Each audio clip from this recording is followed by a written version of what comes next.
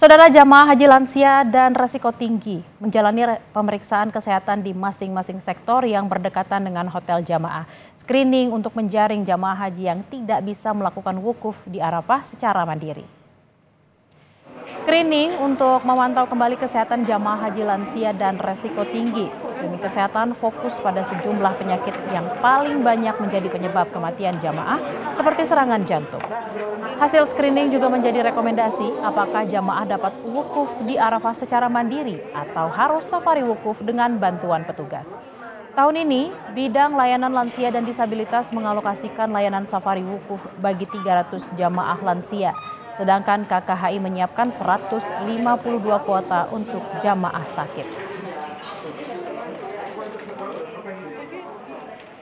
Dari KKHI kita melakukan pendekatan pelayanan ke jamaah.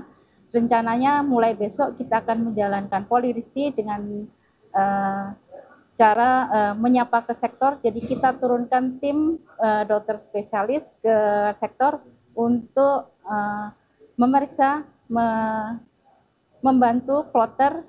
Apabila ada jamaah risti dengan keluhan maka akan kita periksa ulang dan ini mungkin nanti akan jadi rekomendasi apakah bagaimana aktivitas jamaah nanti saat di Arab Saudi, dan mungkin bisa juga bisa jadi rekomendasi apakah bila jamaah ini tergolong punya penyakit tetapi masih terkontrol, apakah bisa juga dijadikan rekomendasi untuk safari wukuf lansia.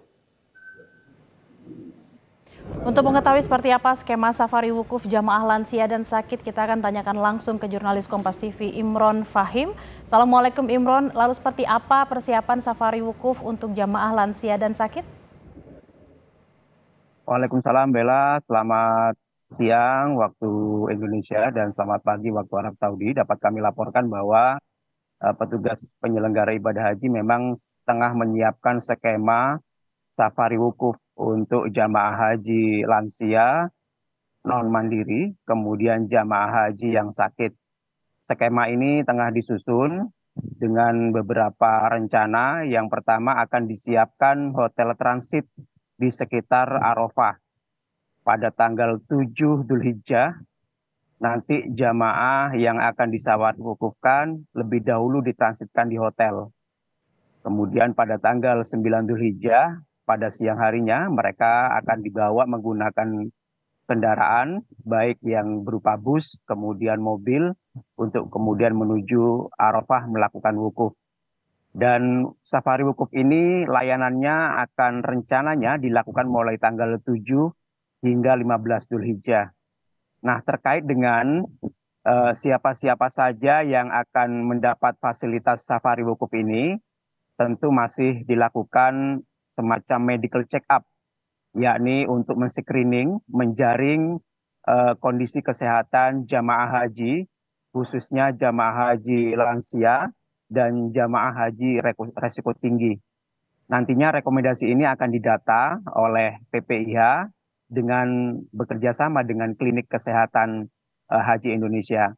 Targetnya pada tanggal 1 Juni, tepatnya maksud kami pada tanggal 1 Dzulhijjah, tepatnya pada tanggal 8 Juni nanti, diharapkan sudah ada data pasti siapa saja jamaah yang akan dibantu untuk melakukan safari wukuf. Nah, sejauh ini memang proses medical check-up atau screening kesehatan ini dilakukan di sektor-sektor yang berdekatan langsung dengan tempat tinggal jamaah haji, di hotel-hotel di mana jamaah haji tinggal. Screening akan dilakukan hingga nanti, mulai kemarin hingga nanti pada tanggal 1 Dzulhijjah tepatnya atau pada tanggal 8 Juni nanti. Nah, selama kurun waktu ini akan didata seperti apa kondisi kesehatannya, perkembangan kesehatannya, hingga nanti keluar rekomendasi. Nah, terkait dengan kondisi jamaah hingga saat ini memang kebanyakan di hotel-hotel ini mulai mengalami sakit semacam gangguan pernafasan. Ini tentu karena memang salah satu faktor penyebabnya adalah cuaca panas, di mana kondisi suhu cuaca udara di Mekah ini mencapai 40 hingga 46 derajat Celcius. Jamaah sendiri dihimbau untuk rutin, kemudian mengkonsumsi vitamin, memakan makanan bergizi, kemudian istirahat yang cukup, dan tidak melakukan aktivitas di siang hari, baik aktivitas ibadah di Masjidil Haram maupun ziarah di tempat-tempat lainnya. Dan sejauh ini yang perlu kami sampaikan juga terkait dengan kedatangan jamaah haji Indonesia, pada hari ini sudah ada 135.000 jamaah haji Indonesia yang tiba di Tanah Suci. Dan mereka berasal dari 349 kloter. Para jamaah sudah menempati sekitar 170 hotel yang telah disiapkan, yang tersebar di 5 wilayah di daerah kota Mekah maupun di Madinah. Nah, jamaah haji sudah melakukan, yang tiba ini langsung melakukan umroh wajib, kemudian yang sudah melakukan umroh wajib untuk dihimbau melakukan ibadah di daerah sekitar masjid, di daerah dekat dengan hotel.